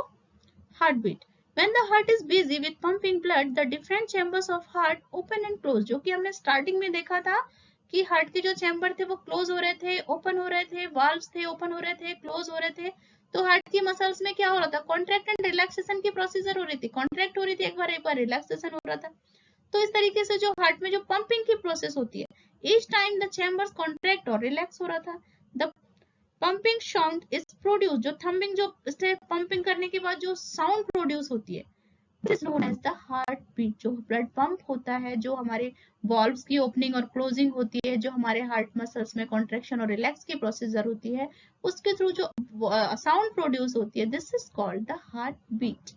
और जब हमारा तेजी तेजी से ये पंपिंग होती है, जब बहुत तेज भागते हैं, बहुत तेज भागते हैं तो हमें हमारी बॉडी को बहुत ज्यादा एनर्जी की जरूरत होती है, ऑक्सीजन की सप्लाई होती है, तो हार्ट जो ब्लड का फ्लो है बहुत तेजी से हो जाता है और हार्ट बहुत तेजी से हार्ट बीट करने लगता है, बहुत तेजी से जो मसल्स हैं हार्ट की वो कॉन्ट्रैक्ट और रिलैक्स की कंडीशन में आने लगती है, जल्दी जल्दी हार्ट पंप करता है ताकि हमारी बॉडी को जल्दी जल्दी ऑक्सीजन की सप्लाई मिल सके। तो ये है बच्चे हमारी हार्ट बीट। तो क्लियर हो गया हार्ट बीट, मजेदार है हार्ट बीट। चैप्टर पढ़ के हार्ट बीट कम हो गई होगी, क्योंकि अब जब चैप्टर का नाम सुनते हैं हार्ट तो हमारी हार्ट बीट बढ़ जाती है, हाँ ये बड़ा मुश्किल होगा, लेकिन अब हमने पढ़ा तो हार्ट बीट अब कंट्रोल में है, समझ आ गया। ओके, हार्ट रेट क्या है, हार्ट रेट भी हार्ट बीट ही है एक तरीके से, The heart rate is nothing but the number of times your heart pump blood in a minute. एक मिनट में कितनी बार आपका हार्ट जो है वो ब्लड को पंप करता है. Within a minute, how many times heart pumps blood? तो it is usually 72 beats per minute. एक मिनट में जो हमारा हार्ट है वो 72 टाइम्स ब्लड को पंप करता है. So this is the heart rate. जो हमारी हार्ट बीट का जो हम कैसे मेजर करते हैं, हार्ट बीट तो हो गया कि जो ब्लड हमारा पंप करता है, ब्लड का रिलैक्स, हार्ट का सेलुलर कॉन्ट्रैक्शन और relaxation. But once within a minute, एक मिनट में कितनी बार जो ब्लड के पंप की प्रोसेस होती है वो कंप्लीट होती है, वो होती है 72 beats per minute. As we just discuss, a normal heartbeat instead or a normal heart rate, the heart rate can fluctuate due to many medical और physical conditions जो होती है, वो हार्ट रेट जो हमारा घटता और फ्लक्चुएट भी हो सकता है. 72 का 75 भी हो सकता है, कम भी हो सकता है. हार्ट बीट बढ़ भी सकती है, कभी आप डर जाते हो तो हार्ट बीट बहुत ज्यादा बढ़ जाती है, तो वो हार्ट रेट होता है. जब हार्ट बीट बढ़ जाती है तो आपके हार्ट रेट जो बीटिंग, हार्ट बीट का जो आपका टाइम है वो 1 मिनट में 72 से भी ज्यादा हो सकती है, फ्लक्चुएट कर सकती है. पल्सेस क्या होती है? Pulses are similar sounds or vibrations like the heartbeat. Heartbeat की तरीके से similar vibrations और sounds आप कह सकते हो. That can be felt at other location of the human body. जो कि हार्ट से हटकर हमारी बॉडी में जो हम देखते हैं कि कुछ vibrations या कुछ pulses इस तरह से हम देखते हैं. The main reason why pulses can be felt is that of the blood rushing through our veins. हमारे veins में blood क्या flow करता है. Some common places where you can calculate the pulses of an individual include knees, arms, wrist, neck, ankle etcetera. Normally हम अपने wrist में, जो हमारे आर्म्स के यहाँ पर रिस्ट होती है, रिस्ट में नॉर्मली हम अपनी पल्सेस को मेजर कर सकते हैं. पल्सेस को ध्यान से बहुत आप देखिए, बहुत ध्यान से वाइब्रेशंस को महसूस करने की कोशिश कीजिए, तो आप अपनी पल्सेस, कई बार जब हम किसी को दिखाते हैं ना, जैसे नॉर्मली हम फिजिशियन को दिखाते हैं तो वो हाथ हमारा देखकर हमारी पल्सेस चेक करता है कि पल्सेस किस तरीके से है. कई बार बिना किसी इंस्ट्रूमेंट के ऐसे ही हम वैद्य वगैरह को दिखाते हैं तो हमारे पल्सेस चेक करता है, तो हाथ में इस तरह से रिस्ट में चेक करते हैं. तो वो एक्चुअली क्या है कि हमारे जो वाइब्रेशंस होते हैं जो हमारे बॉडी में, और जो हमारी वेन्स जो ब्लड को लेके जाती है, तो blood rushing through our veins जो होता है, उस तरीके से जो हमारे एक साउंड प्रोड्यूस होती है, वाइब्रेशंस जो है पल्सेस के तरीके के वाइब्रेशंस होते हैं, उससे हम क्या कहते हैं, pulses. This help in giving an idea of your heart beat. तो पल्सेस से हमें क्या पता चलता है, हमारी हार्ट बीट का एक आइडिया पता चलता है कि हार्ट बीट, हमारी जो हार्ट रेट है, क्या वो नॉर्मल है या फिर नॉर्मल से कुछ ज्यादा है या फिर नॉर्मल से कुछ कम है. तो पल्सेस से हमें क्या आइडिया मिलता है, हार्ट बीट का या हार्ट रेट का. तो the pulses is measured by the help of stethoscope. जो डॉक्टर स्टेथोस्कोप से देखता है ना, इस तरीके से लगा के, तो उससे आपकी हार्ट बीट को वो समझने की कोशिश करता है, पल्स रेट को समझने की कोशिश करता है कि हार्ट आपका नॉर्मल काम कर रहा है या नहीं कर रहा है. हार्ट बीट जो आपकी है वो 72 पर मिनट से कितना फ्लक्चुएट हो रही है, कुछ एबनॉर्मलिटीज तो नहीं है, वो पल्सेस से आपको चेक करने की डॉक्टर स्टेथोस्कोप जो होता है उससे देखने की कोशिश करता है. स्टेथोस्कोप आपने सबने देखा होगा, डॉक्टर के पास जाते हो. Stethoscope is a medical instrument that is used to measure the heartbeat and pulses. It has a diaphragm, a long rubber tube and two earpieces. ऐसे earpieces लगाता है डॉक्टर और फिर वो चेक करता है. तो क्लियर हो गया, heart beat, heart rate, pulses, everything is clear now. Okay. Blood pressure. आज के टाइम में ब्लड प्रेशर, सबको पता है कि ब्लड प्रेशर बहुत बढ़ता है. इतना टेंशन, इतना स्ट्रेस, जब एग्जाम आने वाले होते हैं तो बच्चों का भी ब्लड प्रेशर बढ़ जाता है. हाय, हम कैसे पढ़े, हार्ट बीट, हार्ट रेट सब बढ़ा हुआ होता है एग्जाम टाइम पर. But please cool down, chill करिए, चैप्टर के कॉन्सेप्ट्स को समझिए और अपना ब्लड प्रेशर भी कम कर लीजिए. ओके, तो हम समझते हैं ब्लड प्रेशर क्या है. Blood pressure is the force of blood against the arteries. Arteries में ब्लड कितने फोर्स के साथ फ्लो करता है. आर्टरीज में ब्लड का प्रेशर बहुत ज्यादा होता है, दैट्स व्हाई आर्टरीज की जो वॉल्स थी वो बहुत थिक थी. तो जो ब्लड फोर्स, जो किस फोर्स से आर्टरीज में ब्लड जो हमारा फ्लो कर रहा है, वो क्या होता है, blood pressure. Blood pressure is the force of blood against the arteries. An individual should maintain a normal blood pressure from 90 to 120. 90 to 120 से लेकर यहाँ पर 90 to 120 हो सकता है, या तो 60 to 80. नॉर्मली हम इसको 80 to 120 मेजर करते हैं, नॉर्मल जो हम देखते हैं, तो 120 और 80. Blood pressure is given by two numbers with one above और बिफोर अदर. 120 और 80, ये हम कहते हैं ना, नीचे वाला 80, ऊपर वाला 120, तो ये हाईएस्ट और ये मिनिमम होता है. This is called the systolic. जो 120 जो होता है वो हमारा होता है सिस्टोलिक प्रेशर, और जो लोअर वाला होता है 80, this is called the diastolic pressure. तो सिस्टोलिक प्रेशर और डायस्टोलिक प्रेशर क्या होता है, क्योंकि हमारा हार्ट जो होता है वो ब्लड को पंप करता है, तो एक बार कॉन्ट्रैक्शन की पोजीशन में आता है और एक बार रिलैक्स की पोजीशन में आता है। तो नॉर्मल रेंज सिस्टोलिक प्रेशर की होती है वो 90 से 120 होती है, और डायस्टोलिक प्रेशर की जो होती है वो 60 to 80 होती है। और हम कैसे मेजर करते हैं ये देखा होगा सबने, घरों में भी मोस्टली अब तो लोग रखते हैं, क्योंकि ब्लड प्रेशर इतना हाई और लो होता है, इतना फ्लक्चुएट करता है, तो इस वजह से ये स्फिग्नोमैनोमीटर सबने देखा होगा डॉक्टर के पास, और कई बार ब्लड प्रेशर कराया भी होगा। तो अब अपना ब्लड प्रेशर कम रखिए, चिल करिए, कॉन्सेप्ट को समझिए और मस्त रहिए। ओके बच्चों, अब हम डिस्कस करते हैं lymphatic system. Lymphatic system basically क्या है? ये भी हमारा डिफेंस सिस्टम ही है। लिम्फेटिक सिस्टम हमने अभी पूरे हार्ट के अपने पूरे सर्कुलेटरी सिस्टम के बारे में समझा। सर्कुलेटरी सिस्टम में हमने heart, blood, blood vessels, platelets, plasma, इन सब के बारे में समझा, हार्ट का स्ट्रक्चर समझा, फ्लो ऑफ ब्लड समझा। अब हम सर्कुलेटरी सिस्टम का एक सर्कुलेटरी ट्रांसपोर्ट सिस्टम का एक दूसरा पार्ट है हमारा लिम्फेटिक सिस्टम। ये भी ट्रांसपोर्टेशन का ही काम करता है, तो हम लिम्फेटिक सिस्टम को भी समझ लेते हैं। Lymphatic system is the interconnected system of space and vessels between body tissue and organs. Body tissue और organs के बीच में जो space होता है, वहां पर जो vessels का एक network होता है, वो होता है lymphatic system. Through which lymph circulate. और इस system में क्या circulate होता है? Lymph. Lymph क्या है? I will tell you. It works in union with circulatory system and comprises of lymph और lymph vessels. जिस तरीके से हमने पढ़ा था हमारे सर्कुलेटरी सिस्टम में कि ब्लड वेसल्स के थ्रू फ्लो करता था, सो जस्ट लाइक दिस जो लिम्फ है वो लिम्फ वेसल्स के थ्रू बॉडी में सर्कुलेट होता है। अब लिम्फ का हम फंक्शन भी देखेंगे और लिम्फ का कंपोजिशन भी देखते हैं। तो हमारे जो लिम्फेटिक ऑर्गन्स होते हैं उनके थ्रू लिम्फ का फॉर्मेशन होता है, और लिम्फ जो होता है वो लिम्फ वेसल्स के थ्रू पूरी बॉडी में एक नेटवर्क होता है लिम्फ वेसल्स का, उस तरीके से पूरी बॉडी में लिम्फ सर्कुलेट होता है। Lymph is a clear watery fluid that resemble the blood plasma. जैसे ब्लड प्लाज्मा होता है, जब उसमें से हम एक्सक्लूड कर देते हैं जितने भी ब्लड कार्पल्स होते हैं, उसको एक्सक्लूड कर दें, हटा दें, तो जैसा वो पेल येलो कलर का दिखता है, कलरलेस दिखता है, उसी तरीके से जो लिम्फ होता है वो भी कलरलेस एक वाटरी फ्लूइड है। The lymphatic system is composed of lymph vessels. अब lymphatic system में क्या क्या होगा? जिस तरीके से हमने पूरा सर्कुलेटरी सिस्टम में पढ़ा था कि क्या क्या था, तो लिम्फेटिक सिस्टम में क्या क्या है? लिम्फ वेसल्स है, lymph ducts हैं, lymph nodes हैं और organs भी हैं। तो the organs associated the lymphatic system are the spleen and thymus. दो organs especially जो हमारे lymphatic system से associated हैं, बहुत important है, spleen and thymus. This one is very important organs because they are associated with the lymphatic system. The spleen is the boundary between the blood and the lymphatic system. Nodes of the lymphatic tissue is the spleen adds lymphocyte to the blood. अब जो nodes होते हैं, जो जगह जगह हमारी body में lymphatic nodes present होती हैं, वो क्या करती है? Tissue in the spleen and lymphocyte to the blood. Spleen से लिम्फोसाइट जो होते हैं वो ब्लड में सर्कुलेट, ब्लड में जाने का काम करते हैं. The spleen also act as a filter for the blood. Blood को फिल्टर भी करने का काम करता है.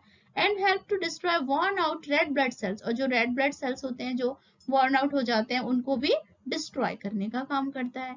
In the event of damage of the spleen, it can be removed and its function will be carried out by the liver. और कभी अगर ऐसा हो जाए कि स्प्लीन को रिमूव करना पड़ जाए, तो उसकी स्प्लीन की एब्सेंस में जो स्प्लीन का फंक्शन है वो लीवर के थ्रू कंप्लीट होता है. The bone marrow and the lymph node. फिर अगर स्प्लीन नहीं होगा तो क्या होगा? ये फंक्शन कैसे होगा? So its function will be carried out by the liver, the bone marrow and the lymphatic nodes. Lymphatic nodes बहुत इंपॉर्टेंट है यहाँ पर. लिम्फ का कंपोजिशन क्या होता है? क्या क्या होता है लिम्फ में? क्या क्या कंपोनेंट्स प्रेजेंट होते हैं? वाटर प्रेजेंट होता है. सॉलिड में क्या क्या होते हैं? The solid content found in the lymph. क्या क्या सॉलिड्स प्रेजेंट है? प्रोटीन्स. तीन तरीके की प्रोटीन्स होती हैं, एल्बुमिन, ग्लोबुमिन और फाइब्रिनोजन प्रोटीन, जो कि हमारे लिम्फ में प्रेजेंट होती हैं. फैट्स प्रेजेंट होता है. और यहाँ पर हम एक बार फिर से देख लेते हैं. वाटर, सॉलिड में हमने देखा कि प्रोटीन्स होती हैं तीन तरह की, एल्बुमिन, ग्लोबुमिन और फाइब्रिनोजन. फैट्स में carbohydrates other constituent urea, creatine, chlorides etcetera, inorganic phosphorus, calcium, enzyme and antibodies भी हमारे लिम्फ में प्रेजेंट होती है। अब लिम्फ किस तरीके से फंक्शन करता है, यहाँ पर ये डायग्राम ध्यान से देखिए। ये तो आपने ऑलरेडी अभी देखा, मैंने आपको समझाया जब डबल सर्कुलेशन हमने अभी पढ़ा ब्लड का, तो हमने ये डायग्राम डिस्कस किया। ये हार्ट हमारा, लार्जर वेन, वेन केवा, ये इस तरीके से हमने देखा। अब यहाँ पर जो ये आपको दिख रहा है, ये जो है ये है हमारा लिम्फेटिक सिस्टम। अब ये किस तरीके से वर्क करेगा, just I will show you. It supplies nutrition and oxygen to those parts where the blood cannot reach. अब जहां पर ब्लड नहीं पहुंच पा रहा वहां पर ऑक्सीजन और बाकी जो न्यूट्रिशन है वो सप्लाई करने का जो काम है वो कौन करता है, लिम्फ। इट ड्रेन्स अभी एक्सेस टिश्यू फ्लड, जो भी टिश्यू में एक्सेस फ्लूइड होता है उसको भी ड्रेन करने का काम कौन करता है, लिम्फ करता है। Lymph returns protein to the blood from the tissue space. अब टिश्यूज में जो आउटर स्पेस में जो प्रोटीन्स चली जाती है उनको वापस ब्लड स्ट्रीम में जो रिटर्न करने का काम करता है वो कौन करता है, लिम्फ करता है। तो fats from intestine are also absorb through the lymph. अब जो इंटेस्टाइन के थ्रू जो फैट्स एब्जॉर्ब हो रहा था और कुछ फैट जो होता है वो लिम्फ के थ्रू भी एब्जॉर्ब होता है। तो यहाँ पर आप देख रहे हो लिम्फेटिक कैपिलरीज, और ये पूरा हमारा लिम्फेटिक नोड है, जो जगह जगह हमारे बॉडी में लिम्फेटिक नोड्स प्रेजेंट होते हैं, और इस तरीके से लिम्फेटिक वेसल्स के थ्रू ये हमारा जो ब्लड है वो यहाँ पर फिर वापस वेन्स में इंट्रोड्यूस हो जाता है। तो ये हमारा जो पूरा एक सिस्टम है लिम्फेटिक सिस्टम। लिम्फेटिक सिस्टम में जैसे कि मैंने आपको बताया लिम्फेटिक वेसल्स इंक्लूड है, लिम्फेटिक नोड्स इंक्लूड है, लिम्फ इंक्लूड आपका स्प्लीन इंक्लूड है, लिवर इंक्लूड है। तो ये सारी चीजें आपको बहुत इंपॉर्टेंट है समझने के लिए। यहाँ पर आप डायग्राम देखिए कि किस तरीके से हमारा लिम्फेटिक सिस्टम काम करता है। ये जगह जगह आप यहाँ पर ये देख रहे हो, थायराइड जो थाइमस मैंने आपको बताया, थायराइड ग्लैंड यहाँ पर होती है, यहाँ पर टॉन्सिल आप देख रहे हो, थाइमस ग्लैंड यहाँ पर होती है, यहाँ पर होती है हमारे चेस्ट में हार्ट से थोड़ा सा ऊपर, यहाँ पर बिल्कुल मिड में लगभग होती है थाइमस ग्लैंड। और ये देख रहे हो आप स्प्लीन, जो कि मेन हमारे लिम्फ को जो प्रोड्यूस करने वाले ऑर्गन्स है, ये लिम्फ को प्रोड्यूस करते हैं। और जगह जगह लिम्फेटिक नोड्स प्रेजेंट होते हैं, लिम्फेटिक नोड्स होते हैं जो जहां से कि बाकी पूरे लिम्फेटिक वेसल्स में लिम्फ की सप्लाई हो जाती है। तो इस तरीके से लिम्फेटिक वेसल्स जो होती है वो लिम्फ नोड से, यहाँ पर लिम्फ नोड होंगे, इस तरीके से लिम्फ नोड्स प्रेजेंट होते हैं अलग अलग पार्ट्स में, और उस तरीके से पूरा एक लिम्फेटिक सिस्टम होता है जो कि हमारी पूरी बॉडी में एक लिम्फेटिक सर्कुलेटरी सिस्टम होता है। सो आई होप कि आपको लिम्फेटिक सिस्टम भी क्लियर हो गया होगा, लिम्फ के फंक्शन क्लियर हो गए, और हार्ट तो क्लियर हो ही गया। तो था ना बच्चों मजेदार लेक्चर, मजा भी आया और कॉन्सेप्ट्स भी क्लियर हो गया। अभी थोड़ा सा मैं आपसे डिस्कस करने वाली हूँ अब कि क्या डिफरेंसेस होता है ब्लड और लिम्फ में। अभी हमने दोनों का सर्कुलेशन पढ़ा, ब्लड का भी और लिम्फ का भी। तो differences between blood and the lymph. Blood कैसा था, रेडिश इन कलर था, because due to presence of haemoglobin, और हीमोग्लोबिन में भी क्या था, आयरन, आयरन की वजह से ब्लड का कलर कैसा था, रेडिश कलर का था। और लिम्फ किस तरीके का है, पेल येलो कलर का, वाटरी कलर का था। ब्लड में क्या था, रेड ब्लड सेल्स प्रेजेंट थी, और लिम्फ में रेड ब्लड सेल्स नहीं होती। ब्लड का फ्लो कैसा था, बाई डायरेक्शनल फ्लो था, और लिम्फ जबकि क्या है, अनडायरेक्शनल है। जो ब्लड का फ्लो था वो डायरेक्शनली था, ऑर्गन से हार्ट और हार्ट से वापस ऑर्गन, जबकि लिम्फ है वो अनडायरेक्शनल फ्लो होता है। फ्लो ब्लड का कैसा होता है, रैपिड होता है, कंटिन्यू होता रहता है, और लिम्फ का जो ब्लड फ्लो होता है वो स्लो होता है। ब्लड में leucocyte counts relatively less, blood में जो ल्यूकोसाइट्स होते हैं, ल्यूकोसाइट यानी कि WBC हमारा जो डिफेंस सिस्टम, वो लिम्फ में बहुत ज्यादा होती हैं। WBC हाई ल्यूकोसाइट काउंट्स, यानी कि जो हमारा डिफेंस सिस्टम होता है वो भी हमारे लिम्फ पर ही डिपेंड होता है। डिफेंस सिस्टम सबसे ज्यादा जो प्रेजेंट होता है हमारे WBC, वो कहाँ होती है, लिम्फ पर। तो एक तरीके से लिम्फ हमारा डिफेंस सिस्टम भी मैनेज करने का काम करता है। और ब्लड में क्या प्रेजेंट था, प्लेटलेट्स प्रेजेंट थी, व्हाइल इन लिम्फ प्लेटलेट्स नहीं थी। सो क्लियर हो गया बच्चों कि क्या डिफरेंसेस है ब्लड में और लिम्फ में, फंक्शन आपको क्लियर हो गए और कंपोजिशन भी हमें क्लियर हो गया। ओके स्टूडेंट्स, आई होप कि इस सेशन को आपने एंजॉय किया होगा और हार्ट का कॉन्सेप्ट भी आपको क्लियर हो गया होगा। और अब हार्ट को देखकर किसी की भी हार्ट बीट बिल्कुल भी नहीं बढ़ने वाली है। तो I will discuss the some important question of this chapter in my next lecture. So please channel को सब्सक्राइब भी कर लीजिए और बेल आइकन को भी प्रेस कर दीजिए ताकि आपका कोई भी लेक्चर मिस ना हो जाए। और अपने फ्रेंड्स के साथ भी मेरा चैनल शेयर कीजिए, क्योंकि साथ पढ़ेंगे तो साथ बढ़ेंगे। So bye bye students, will meet in next lecture. Bye bye.